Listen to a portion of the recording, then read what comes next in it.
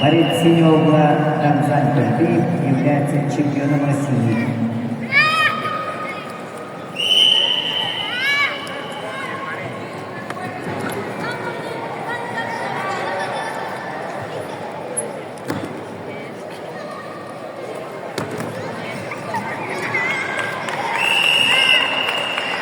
Чистая техническая победа Рамзан Турбиев, Республика Бурятия, и занял первое место в весовой категории до 100 килограммов.